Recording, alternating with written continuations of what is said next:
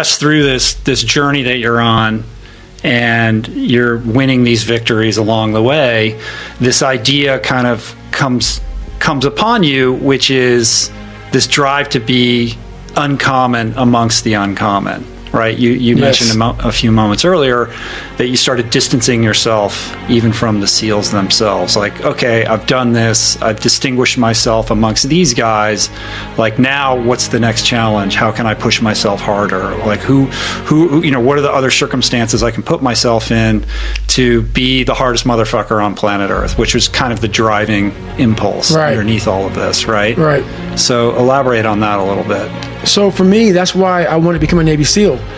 I wanted people to push me outside of my comfort zone every day. And I thought this was going to be the absolute best platform to do that. These guys, the stories I heard after BUDS, it just gets harder. And I didn't see it that way. Because BUDS is just to become the SEAL. That's right. I'm like, my God, I can't imagine what the fuck's going to happen. But what happens to a lot of people, not everybody, can't speak for everybody, I don't know everybody. BUDS breaks people down to the point where you don't want to be broken down again like that. To me, that was exactly the exact starting point for my journey in life. That was the best I could.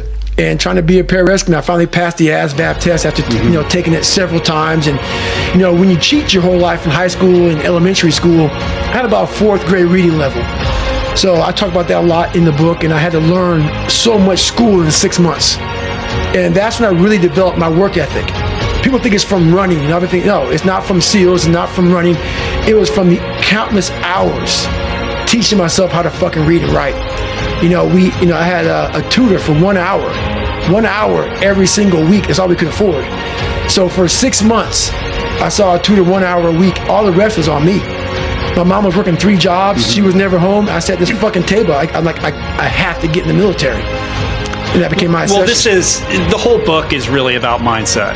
That is the whole game. And I would agree that people look at you and they want to talk about Badwater and all these races that you've done, 8 100-milers in 8 weeks and all this insanity. Right. But really, this is all a product of hardening your mind, callousing your mind.